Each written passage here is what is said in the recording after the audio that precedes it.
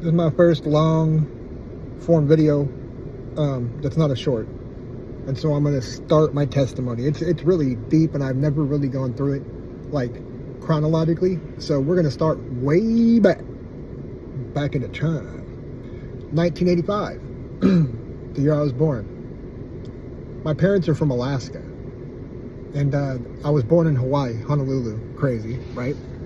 They went there on vacation and never left. So I lived there for a couple of years, and then we moved to Lake Tahoe for a little bit, and then we moved to Washington, and that's where I stayed a lot throughout the childhood. Expanded from like Washington, Idaho, Utah, and that's as far as we ever really went. And so my earliest memory of starting to hear of Jesus was my dad telling me of how he committed me to the Father and Jesus when I was just a baby, like way before Land Before Time. So he wasn't copying Land Before Time, but he, like, when he described it, literally was me lifting me up to the sun in Hawaii on the beach and committing me, making a vow and giving me to the Father.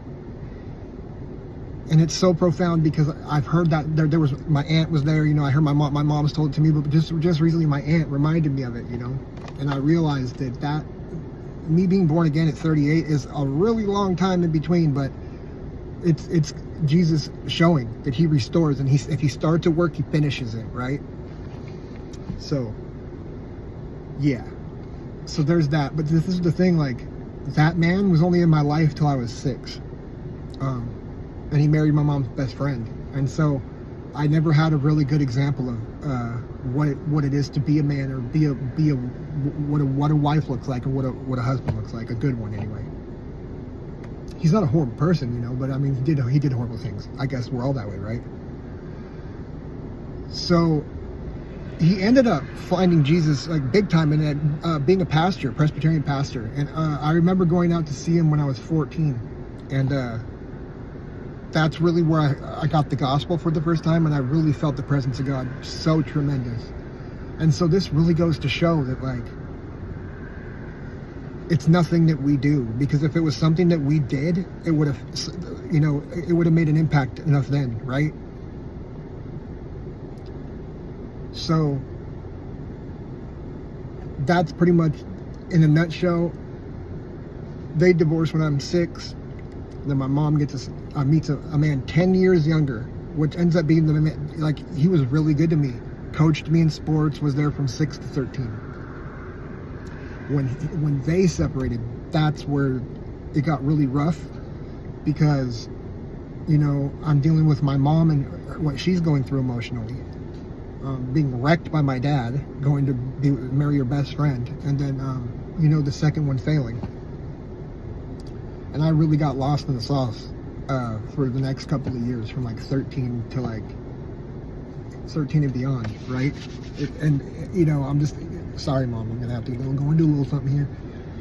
So 13, they separate, and she ends up going and being with her new little fling, and I'm just kind of left to it. And that's where Satan starts. I mean, he really started before, but that's really where he really started to be able to pull my heart in different directions. And it was, so obviously I kind of went down the path that most people go down. I started to self-medicate. When I hit the age of about 16 is when I started smoking pot a lot, and it was just really to escape the feelings that I had built up. And you know, this is the deal, like, we never stayed in one place a lot. So from 6 to 13, I had probably been to 50 different schools, and I'm not even exaggerating. And so we were moving a lot. So she does that, and I'm at my best friend's house for the summer. L.W.J.D. You know, I had a core group of friends from 13 to 16 that really, that's who got me through what I went through. And it only got harder, right? So boom, fast forward all that. Not really going to school. I'm just I got a girlfriend, an in-house girlfriend at 15. And so I was really just doing what everybody in the world does and just living off of my feelings. Satan would point me to a feeling and I'd go. I had no real direction. And what I noticed is that when I lost my stepdad, I lost the person that I was trying to impress. Not that I didn't want to impress my mom, but there is something crucial between a father and son that really needs to be there in those adolescent years. And when it's not there, it's a woman trying to do something that she can't do. It's kind of like asking her to bench press 500 pounds when she's never touched a weight. Like, it's just not in the cards to raise a man that way. It's not easy anyway. So, started smoking pot, and then my weed dealer got Oxycontins. And I mean, when I first got introduced to these were painkillers. It was from a doctor, so that there was no bad stigma to them. But they're like 20, 25 bucks. So anybody that went down that path, they know what kind of time that range that is. It's like, 2002 maybe. And none of us knew that was heroin. None of us knew what we were doing.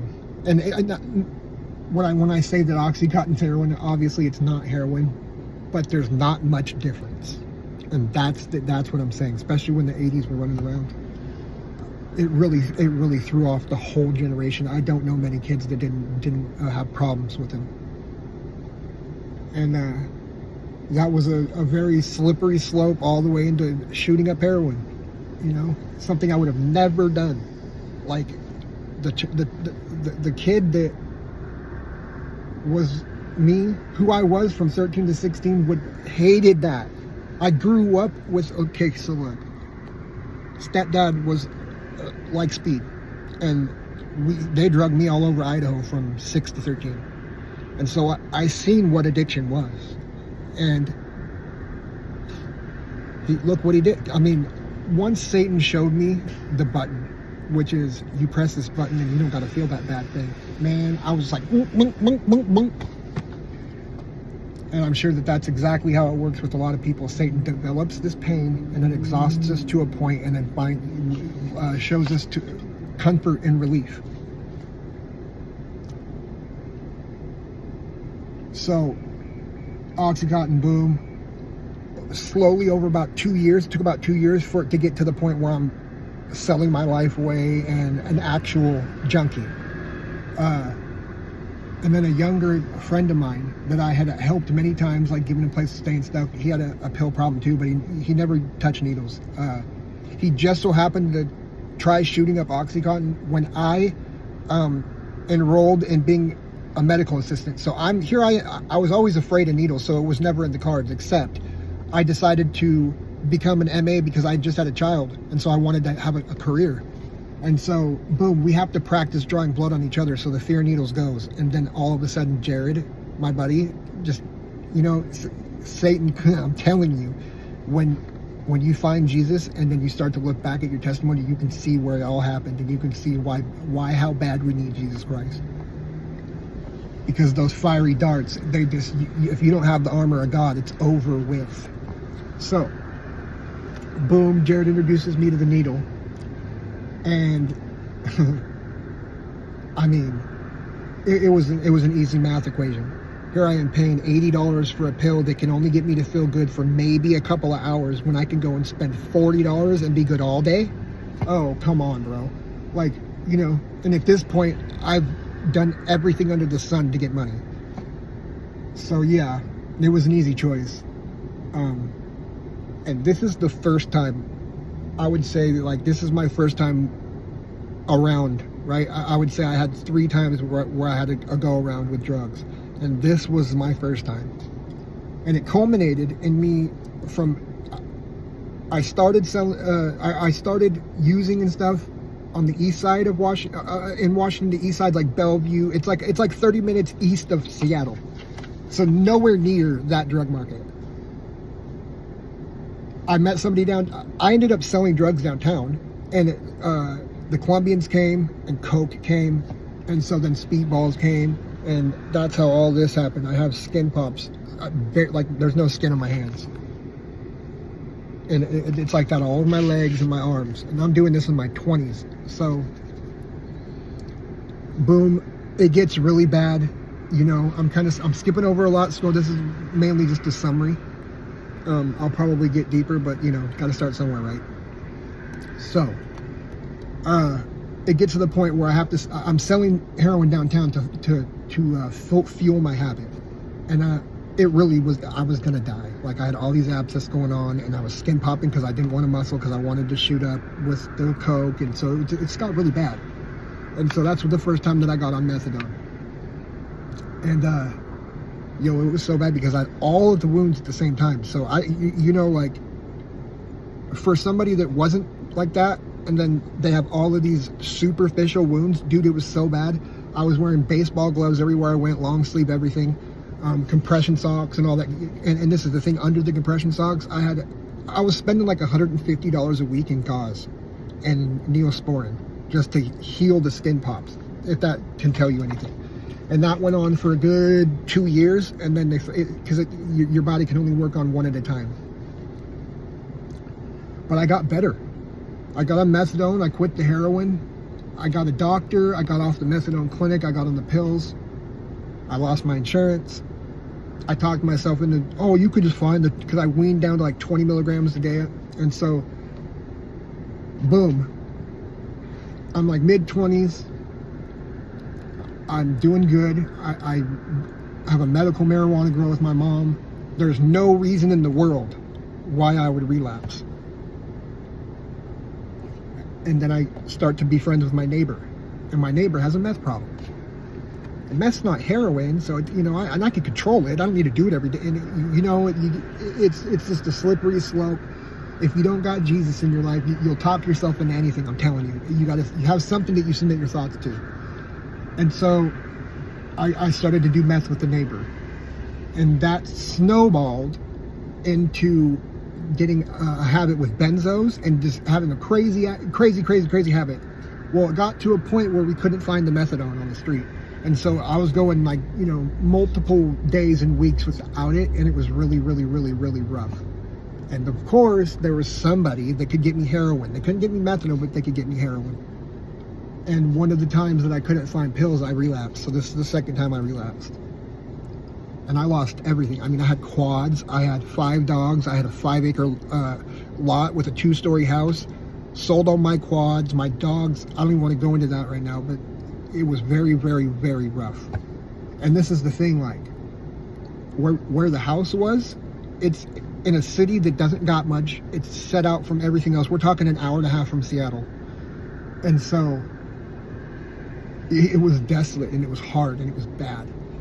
I mean, we ripped out the wiring in the house just to get food and drugs. Like, and once that was done, we had to walk miles and miles and miles just to get a ride to go and sell this. You have no, like, it was a clear sign that I should not be doing what I'm doing. Like, Jesus was like, yeah, you thought you had it made, and you thought, buddy, type of thing. And the second, it got so bad that I ended up being homeless. For a little over a year, we lost the house, obviously. And that was probably one of the hardest times in my life. During the second time, it got really rough. It got really bad, you know, and I had my wife. At this point, I met her in 2010. And so, at this point, I've corrupted her to do heroin. The only way we can even get money is begging for money, and that's what she does, because no one would give me money. Until I figured out if I showed all my scars and looked like a poor SOB and held a sign saying help me, give me money, that people would do it. And so that's what I did. And I mean, look, at the very end before I got clean the second time, me and my mom had separated, and so, like, I had that's one of the reasons why we became homeless. And so when I got back with my mom, there was a little bit before we could get into the methadone clinic, and so I was holding a sign around the other, like, away from where I was, kind of where I grew up. And the girl that I was just telling you about, that I was with, the in-home girlfriend when I was 15, her sister and dad drove by me as I was holding the sign, and that was probably one of the lowest times in my life, because they knew who they saw. So, but there's a beautiful message in this, because guess what? When they look at what Jesus is doing, they knew what they saw. Everybody that saw how bad I got, everybody that saw, I mean, look, so I come to my mom's, I get clean. Took some time, but got on the methadone clinic, got clean. Then, at the clinic that I'm at currently, in about 2017, there's this guy Tim that goes there, and he's giving another buddy of mine a ride there, who I was helping get medical marijuana. And Tim was a heroin dealer. And long story short, he kept like trying to give me samples, and I mean I'm a drug addict and I didn't have Jesus, and so I took a sample, and it made me relapse a third time. This time, how I got money was I'm a painter by trade, and so I just went on Facebook Marketplace and said like, hey, I can paint houses, and I would get a job and then post the pictures, and then people would see that I do good work, and I made a lot of money that summer. I probably would still be doing that if not for Jesus, and I know this was Jesus. So all in the same month, I was using my femoral to shoot up. I lost both femorals, fell off a ladder, almost broke my hip, like all these things, right? And so I had to get clean again. And